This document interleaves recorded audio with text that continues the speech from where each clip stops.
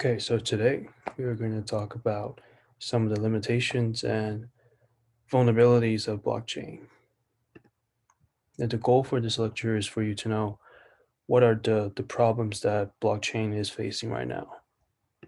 And then we're going to break it down into a couple different parts. First, we're going to start with limitation, two aspects, societal and technical. And then we're going to talk about some of the solutions that people have right now to solve those limitations. And then some ways to attack blockchain. So some of the methods that you can use to attack blockchain. So limitations. So the adoption, you can kind of think of it, there's this famous adoption curve right here. And you can think of blockchain is at, I would say, early adopters right here. So some people already build kind of the basic infrastructure for blockchain. And then right now, some people are exploring some of the possibility with it. It definitely have not reached early maturity yet. And because it's still waiting for some of the killer apps, so to speak, outside of cryptocurrency. And even some people even compare the state of blockchain right now to the internet back in the 90s, where, there's still a lot of uncertainty in terms of where the internet is going to go. And in terms of the current state of blockchain, it's mostly used in financial industry. So, like a lot is on cryptocurrency, and this sort of idea of financial access for all. So you can see on the graph right here that actually a lot of people don't have access to legitimate or kind of formal or semi-formal financial services. It might be hard to imagine, but a lot of people are still in that situation. And then what blockchain and cryptocurrency bring is allowing everyone to sort of participate in this financial system. So level the playing field for everyone. And so if you want to know more about some of the other innovation application of blockchain, we're going to talk about that next week. So stay tuned. But I guess the main question is, in reality, are people using or willing to use a decentralized system or a blockchain system? To answer that, we have to look at the problem from a user perspective.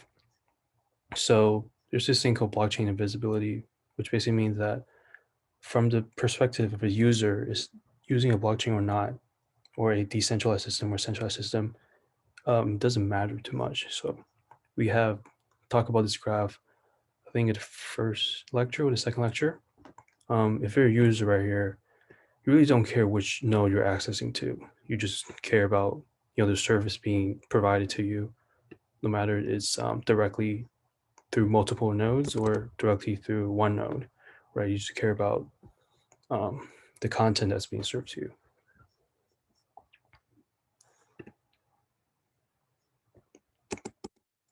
And that's still an open-ended question, right? A open-ended question where we have to just see where the future will lead us to. But for now, a lot of the people actually still use centralized system in situation where it should be, where it could be decentralized. So like crypto exchanges. So you have cryptocurrency like Bitcoin, where it's decentralized, but people still go to centralized exchange like Mt. Gox, which we talked about in the first lecture, where it was hacked.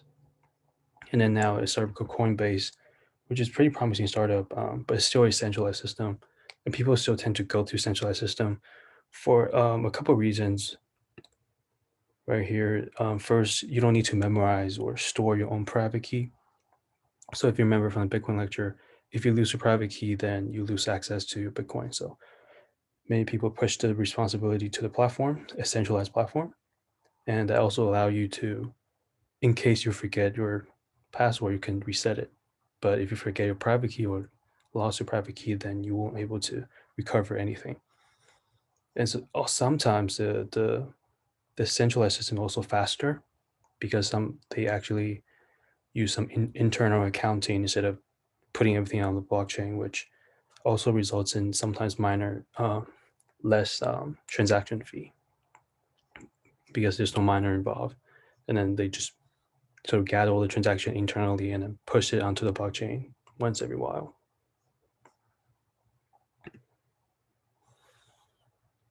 And other aspects of why there's some resistance in terms of adopting blockchain technology is regulation, and especially in the field of financial services and cryptocurrency that we talk about, which is a lot of the percentage of blockchain projects.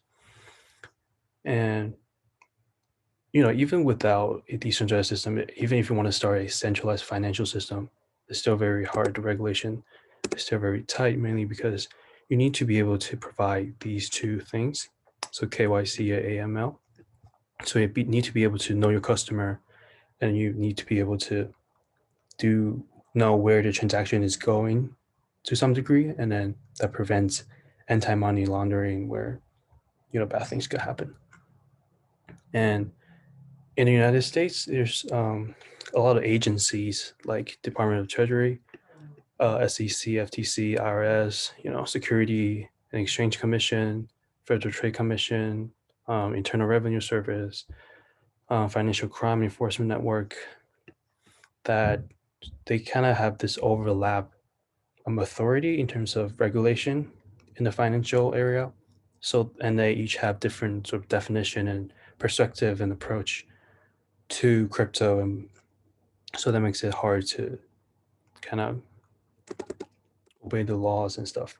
So there's a lot of gray area. So the question is, like, is Bitcoin an asset, or is it a commodity, or is it a currency? That's still a sort of debating question going on, and each agency sort of have different answers to that. An example, just quite recently, Facebook launched a project called Libra, and immediately was questioned by the U.S. Senate about some of the details of the project and stuff like that, and because of that, some of the project was delayed, and some of the key partners also dropped out. We'll talk more about Libra next week when we talk about blockchain applications. So that was the sort of like societal side, right? Some of the adoption and then the regulation part. The next part is technical challenge. So the first big technical challenge is speed, or some people call it efficiency. For Bitcoin, if you remember, it could process about 7 to 10 transactions per second. Ethereum is a little bit better, about 20 transactions per second. But compared to Visa, which it claimed to be able to process 24,000 transactions per second, that's still a huge gap there. The second challenge is energy consumption. So proof of work uses a lot of computational power and a lot of electricity to be able to maintain the blockchain. Is there other way to do that? And I would say, again, the last one right here, I kind of mentioned it throughout the course, is that blockchain is not a solution to everything, right? If you have something that you need a really low latency, and then while you also need a high volume of interaction or transactions, then you're probably better served with centralized database system at this point. So there's a graph right here, just kind of compare different transaction per second speed. For Bitcoin, you can see is 7. Ethereum around 20, and all the way you have Visa over here. There's some controversy around the transaction amount that Visa can process, but they claim to be able, the official website there, they claim to be able to process 24,000. Some says only 1,700. But I guess the idea is still a big gap between 7 and then either one of these two. So that's the problem we're trying to address. So to kind of understand the scalability problem of blockchain, you have to understand this thing called a scalability trilemma. So this graph on the right, It's described by Vitalik Buterin, the founders of Ethereum, one of the founders of Ethereum, and he kind of talked about three aspects of a system. So security, decentralization, and then scalability. So how it works is basically the trilemma is that you can only pick two out of the three, or you can pick one side of the triangle. So if you want to have a scalable and secure system, then the system cannot be decentralized. So it has to be on this end, which is a centralized system.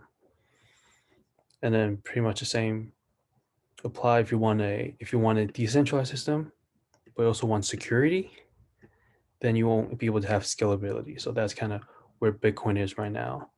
It's decentralized, secure, but it's not really scalable. One thing to note is that some people actually disagree with this trilemma. They actually think that over time we're able to achieve all three with technological advancement.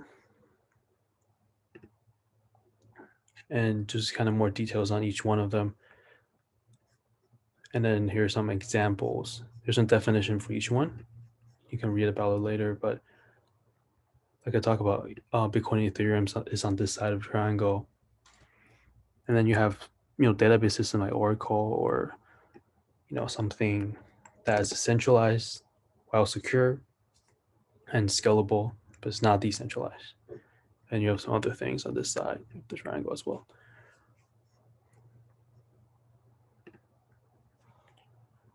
So environment, proof of work, like we talked about, requires a lot of energy. And here's some sort of numbers and data for you to look at. I believe this one is China that consumes the most energy. I'm not sure which year this is from, actually. Might be 2017. I'm not sure. You can check the website right here to make sure. But the second one is the United States, and then Bitcoin is around here, ranked number 42. There's still a big amount of electricity consumed each year. It's like it consumes more energy than a lot of the countries.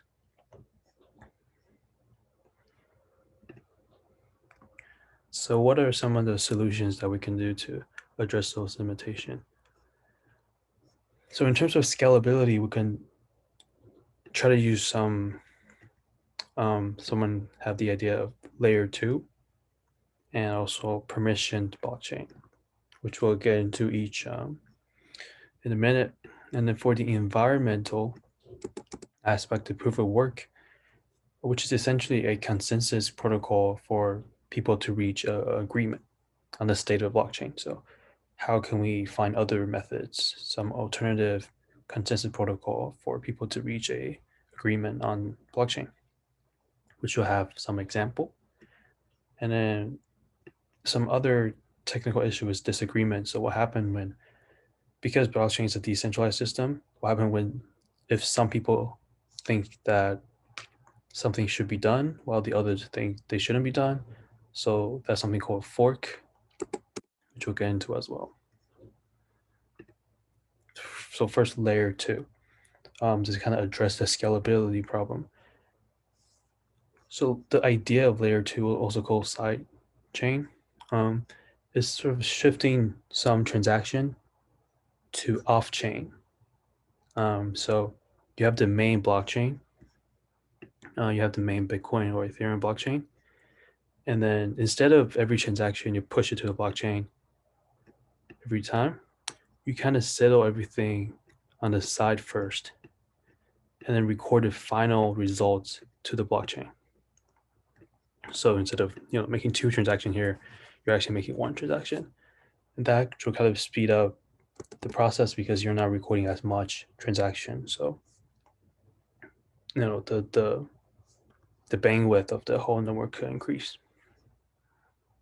Some example is Bitcoin Lightning Network, and then Ethereum also has some other interesting projects.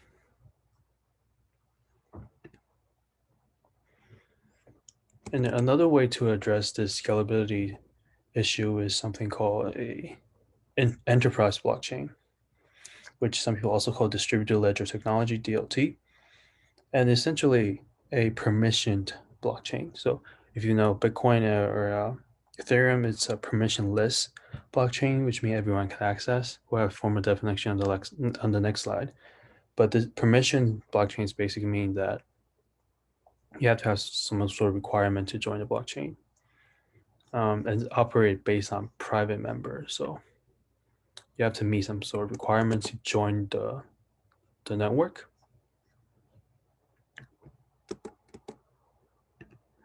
And so here's a comparison between permissionless and permissioned system type of blockchain. So for permissionless, everyone could join and have full rights to use the blockchain, right? So Bitcoin, Ethereum, you can participate, you can become miners if you have the ability to.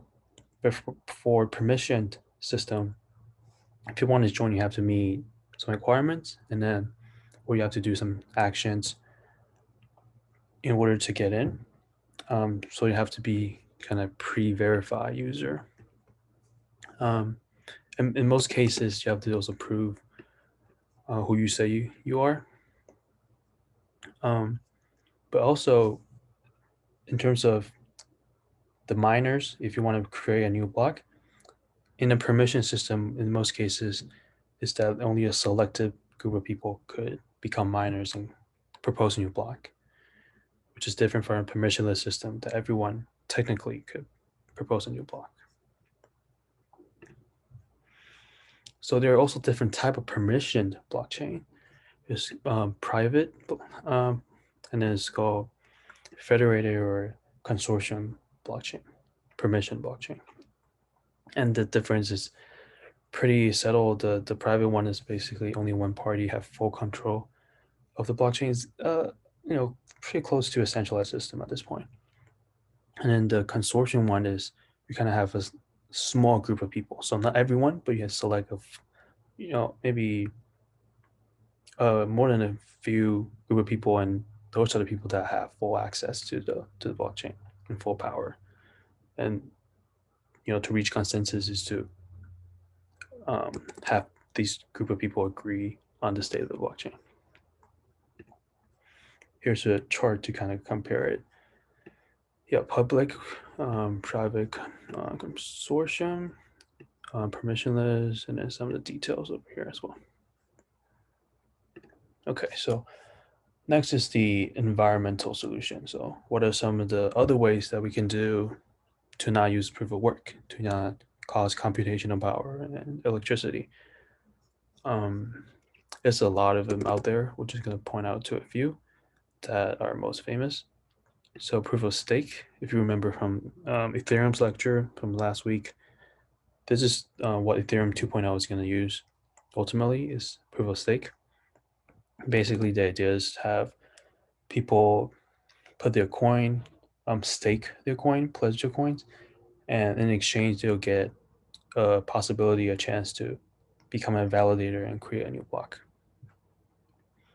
And there's also this thing called proof of burn, which is like proof of work, but that doesn't consume energy, which that people put in, throw away their money, and then that sort of qualify them to become miner and verify transaction.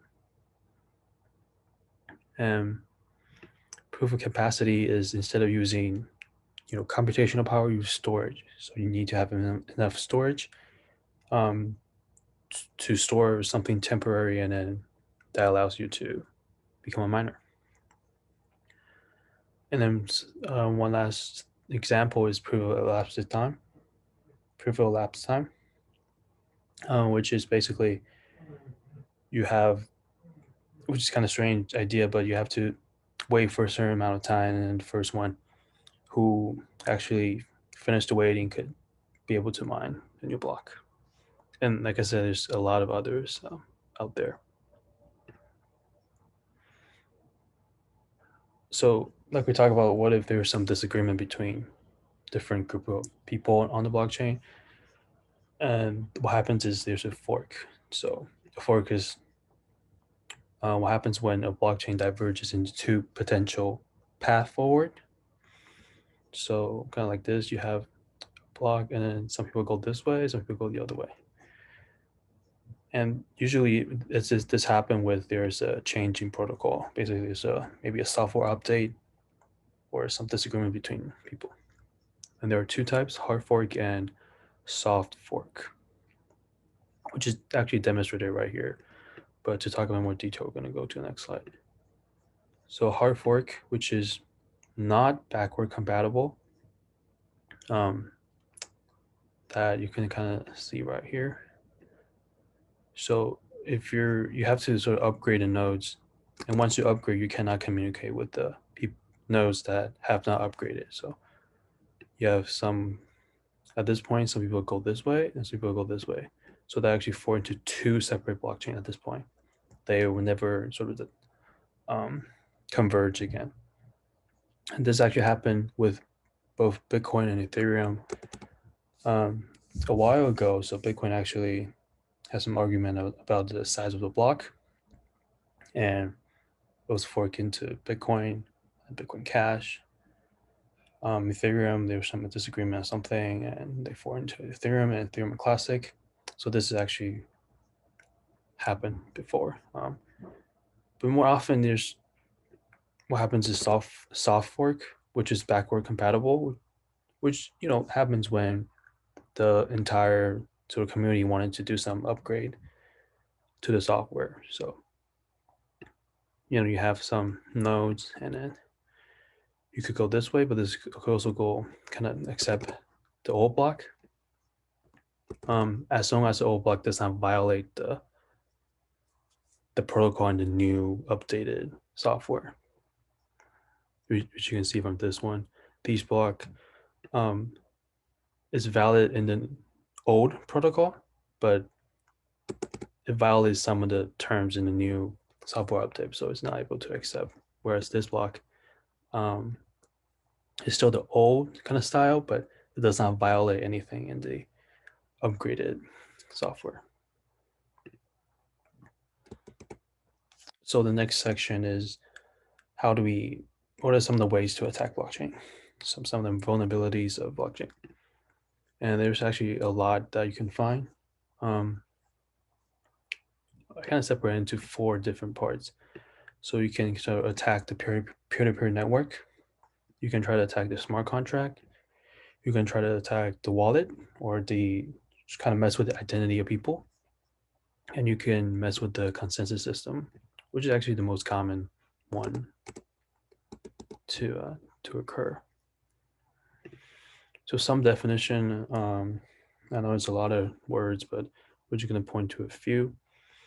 So Ellipse Attack, which you're basically you have a target participant that you wanted to attack, and then you kind of distort the view of a peer-to-peer network. So whenever that participant trying to connect to other, you kind of step into and then provide the illusion that is actually peer-to-peer, while in fact is the network's actually only talking to you, and you're probably just providing false information to it.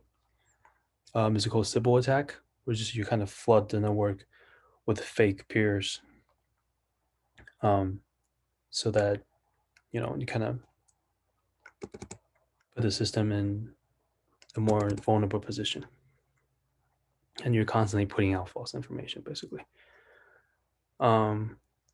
Selfish mining. So when you mine a new block, you typically publish it and broadcast it to other people. But in selfish mining, you keep it to yourself, and then you start working on the next block immediately. So, and if you were successful, you find 2 blocks in a row, and you get a higher chance of getting both of the reward.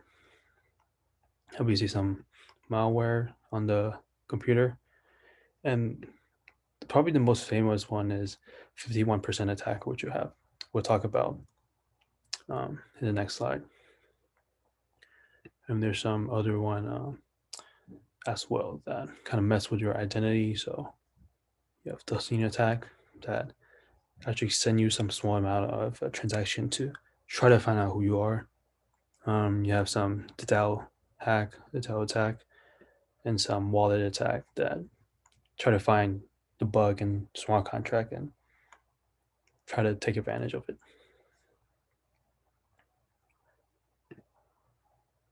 So like I said, the most famous one is probably 51% attack, and it's a special attack for proof of work. So in proof of work, it actually assumes a majority of honest nodes. So what it means is that for proof of work to work, you need to have 51% of the hashing power that's honest. That does not do anything sketchy or anything malicious. But a 51% attack is basically when 51% of the hashing power belongs to a miner or a mining pool, and they're trying to do some malicious activity on the blockchain. And the reason why it works is that if you have 51% of the hashing power, then you can always outpace the rest in terms of creating new blocks. So you can create blocks that's the longest, and in proof of work, the longest block wins. The longest blockchain wins. So you're able to kind of create your own version of blockchain, and other people are still basically follow you.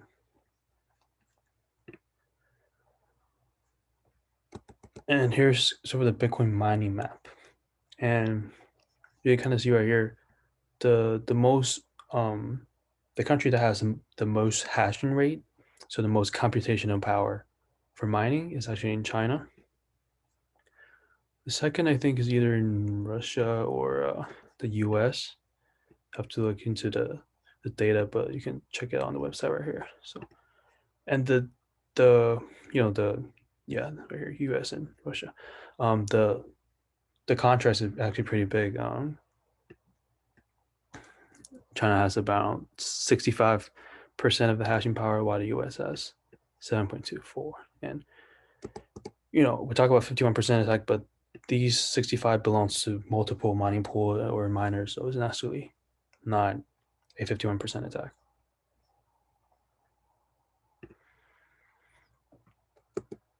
So what can people do with if they have 51% of the hashing power or the computational power on the Bitcoin network or the blockchain network? Is that firstly they can double spend their coins.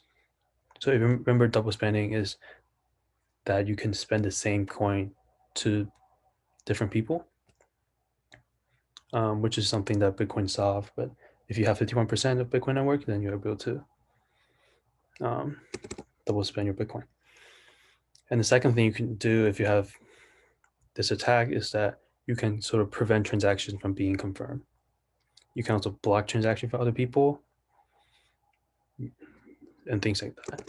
But what you cannot do is you cannot reverse a transaction that already been made, and you cannot create a false transaction, and you cannot just steal funds from a address, and you cannot create new coins. Well, technically you can create new coins through mining, but you cannot create it out of other ways.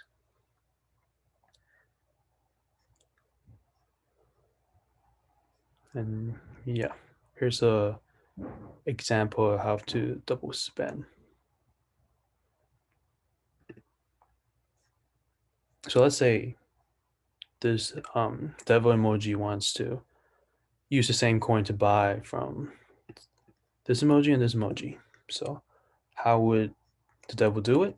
So first you have blockchain, regular blockchain, always good. You send your transaction to this angel emoji, and angel emojis feel kind of sketchy, so they wait for a few blocks to confirm.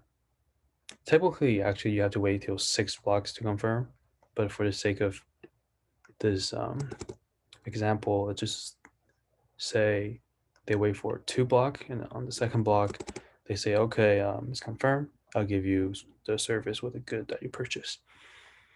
But then, since the devil emoji has more hashing power than half of the network, it's actually able to spend the same coin again and then mine a new series of block that's longer than this one, and then connect it to the main one. So that now this one actually becomes the one that people use. So you already get the service from the angel emoji, but the angel emoji's coin is actually useless. So that's how you're able to double spend if you have 51% of the network. And let's say you wanted to block transaction with someone, so you just don't like someone and you're trying to block his, her, their transaction. So here's a regular blockchain that includes transaction right here. And as you can probably guess, it's just you mine a longer block, and then that sort of undermines this block, and nobody wants to work on this anymore. And then the miners will start working on this block because it's the longest blockchain.